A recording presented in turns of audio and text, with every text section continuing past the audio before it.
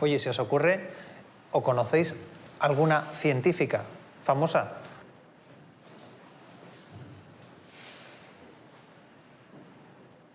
Marie Curie era una científica, pero no tuvo mucho nombre. ¿Alguna más?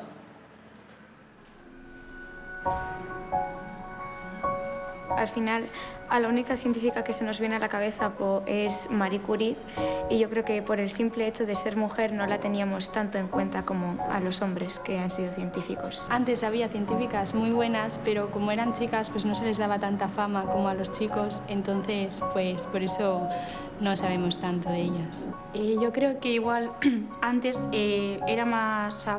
la gente apoyaba más que los hombres fuesen científicos y no apoyaban tanto a las mujeres, aunque fuesen igual de buenas o incluso más que los hombres.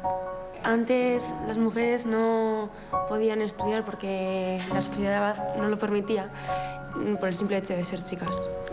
Todavía hay como esa presión de ir a otras carreras más centradas en otras personas, como vienen a ser los niños o una residencia o hospitales, que cosas como física y ingeniería.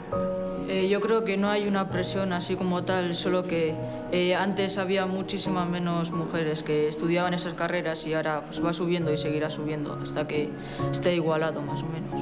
Esa presión no la veo en casa, pero a veces sí que la he visto en la tele. Una chica quería ir por ingeniería, pero su padre no la dejaba. Y preguntó por Twitter a ver qué podía hacer. Y le respondieron que simplemente fuera por ingeniería y ya está. Todavía hay una presión social, pero yo creo que pues, ha mejorado mucho durante todos estos años, pues ya que ahora puedes escoger lo que quieres ser.